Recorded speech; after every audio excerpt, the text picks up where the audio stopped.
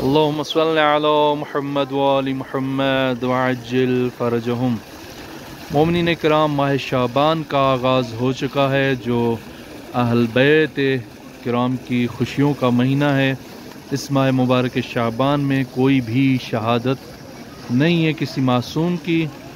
اور خوشیاں ہی خوشیاں ہیں، ولادتیں ہیں۔ جیسے آج پہلی شعبان تھی، بی بی زینب سلام اللہ علیہ کی ولادت کا دن تھا ایک روایت کی بنا پر، اور پھر امام زین العابدین علیہ السلام کی ولادت ہے، پھر مولا عباس علمدار کربلا کی ولادت ہے، پھر امام حسین علیہ السلام کی ولادت، اور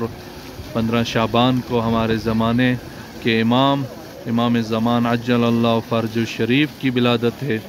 ان تمام مناسبتوں کے حساب سے دیکھیں مشہد مقدس میں، یہ مولا کے حرم میں کس طرح مولا کے حرم کو بہترین چراغاں کیا ہوا ہے، اور بہترین قسم کے پھول مولا کی بارگاہ میں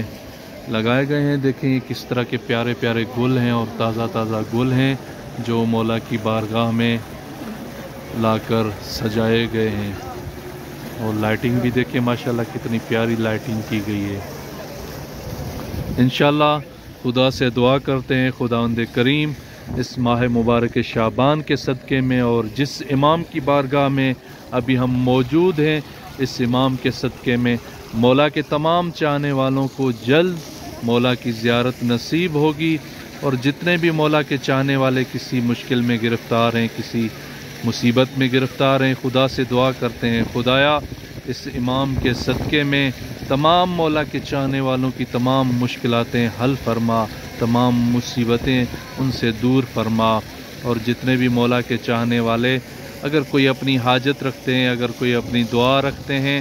امام کے صدقے میں ان کی دعائیں پوری فرما خدایا۔ تمام مولا کے چاہنے والوں کو بار بار مقامات مقدسہ کی زیارتیں نصیب فرما۔